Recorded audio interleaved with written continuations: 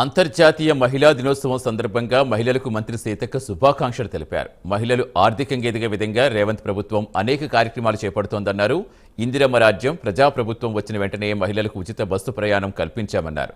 లింగ వివక్షత ఉండకూడదనే ఉద్దేశంతో మహిళలకు ఆర్థిక వెసులుబాటు, ఆర్థిక ఎదుగుదల వంటి కార్యక్రమాలు చేపట్టి సపోర్ట్ చేస్తోందని మంత్రి వెల్లడించారు.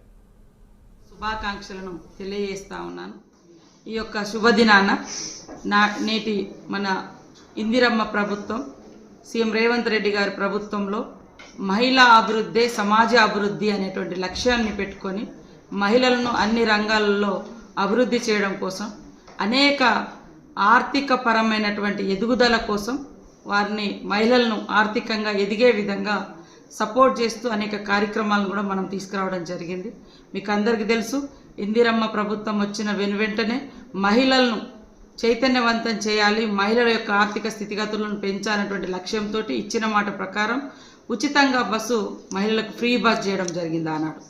ఇప్పుడు మరి ఆ బస్సులకు ఓనర్లుగా కూడా మహిళల్ని చేయడం, ఈరోజు ఈ 1 year కాలంలో తెలంగాణ ఇందిరమ్మ ప్రభుత్వంలో, ప్రజాప్రభుత్వంలో సీఎం రేవంత్ రెడ్డి గారు ఒక సోదరుడుగా ప్రతి మహిళ ఆర్థికంగా ఎదగాలి, అభివృద్ధి చెందాలి, మరి అన్ని అవకాశాల్లో వారిని ముందంజలో ఉంచాలనేటువంటి లక్ష్యంతో పనిచేస్తున్నారు. కాబట్టి ఇలా బస్సులలో ఫ్రీగా ఎక్కే కానుంచి బస్సును నడిపే బస్సు